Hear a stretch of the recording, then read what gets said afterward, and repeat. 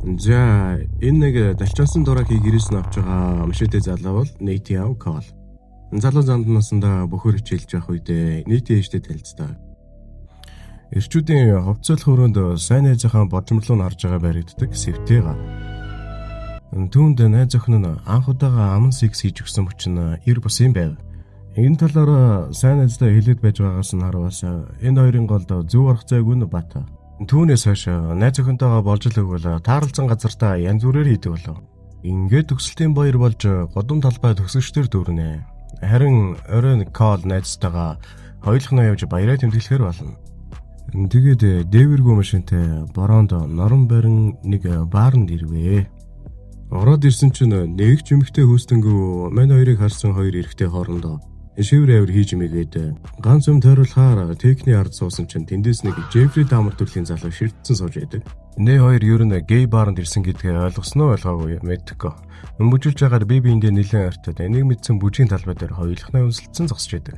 Маргааш өглөө нь гоцонд нь найз охиноос нь дуудлага ирж хүүхэдтэй болсон гэдгийг нь дуулгана.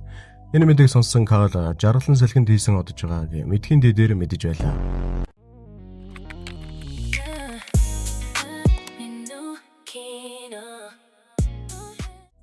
Рүй буцаад хар тамхи хэрэглээд ихэлсэн болохоор энэ дэлхийн хамгийн жаргалтай хүн болж хувирсан байв.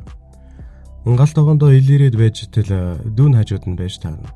Дүүгийн тэрхийг бол угаах ямар амархан юм бэ. Өвсөл татаж байгаа өөр юм хэрэглээгүй гэд хэлсэн байдаг. Энэнд дүүн итгэж таарна. Энэ үгээ ч бас бусад найзуудаа яг адилхан хэлнэ. Jules бол шинэ найз Elliot нь түүнтэй унтах гэж л байгаа гэж орж ирээд байдаг. Тиймээс тэр хоёр Elliot-оос байцаалтаа жир үедээ удмаар байгаа мөхөхгүй л гэж чи гей юм уу гэхэд бас алгүй л гэж тэгвэл баа юм байна гэх поинт төрнө. Андур Slix-ээр шилжчихэд тэрээр энэ жилийн жүжигний зохиолыг бичиж найруулахаар болноо. Учир нь тэр бүхнийг ажиллагч байсан учраас байнга л бичиж байдаг байв. Шөнийн 4 цагт бичиж байхад нь Casey сэрэлэг тавьсан сэрж байдаг. 4-өөс 7 хүртэл дасралтгүй 3 цагийн гоо сайханда санаа тавина. Гол зорилго нь бол нийтийн анхаарлыг татах байв. Гэхдээ тэр хүний уруунд нэг шнүүдээрээ тоож хардаггүй. Маргааш нь бас л дөрөх тусаж усанд орж нүүрэндээ маск тавьж аль болох л хичээнэ. Нийт юу гэж медиг ажид байхад нь харахав дээ. Маргааш нь бас л өглөөр тусаж биеийнхээ бүх жижиг деталь дээр анхаарал хандуулж үнэхээр л их хичээнэ. Ингэсэн хэдий ч нийт анзаарч харахгүй байгаа нь Casey-тэй гомдмоор байв. Гэхдээ тэр бууж өгсөнгүй. Сайн найзынхаа найз залуудаа тоогдох гэж галзуу юм шиг хичээж байлаа. Гэтэл нэг өдөр нийт түүнлүү секунд хүрхүүг үедээ харав. Энэ мөч түүний зүрхийг догдлоож, бэлэглөөж жаргалтай болгож байсан ч яг энэ үед нь хажуунаас нь оргин майди гарч ирснээр Casey тэндээс шалтак хэлэн зовтон алгална. Рүүгийн машинаас олж авсан хар тамхи нь дуусах шиг явж байлаа. Тиймээс яаж үнгүй юм олж авах вэ гэж бодож байтал нэг санаа ёг гэд орж ирнэ. Тэр санаагаа фейс очоод нэг бизнес айди байна бро хамтрия гэхэд фейс hell no гэн.